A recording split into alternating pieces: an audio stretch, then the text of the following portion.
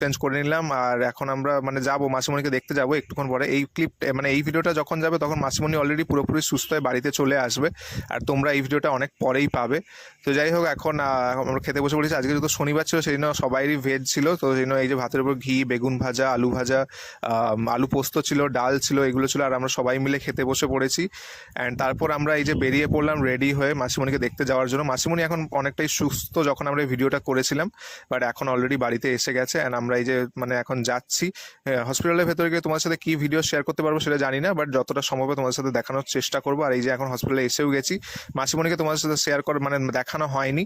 And এখানে এইটার ভিডিওটা মা করেছিল, আর আমি তখন ভেতরে ছিলাম, আমি তখন ব্লাড দিচ্ছিলাম, যেহেতু মাসিমণিকে 5 ইউনিট ব্লাড দেওয়া হয়ে গিয়েছিল।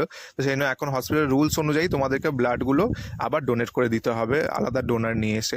অ্যান্ড তো সেই জন্য আমি ভাবলাম আমি একটা দিয়ে দিই। তো সেই জন্য আমি দেওয়ার বদলে আমি কত কিছু পেয়ে গেছি, দেখো বিস্কিট, কেক, ফ্রুটি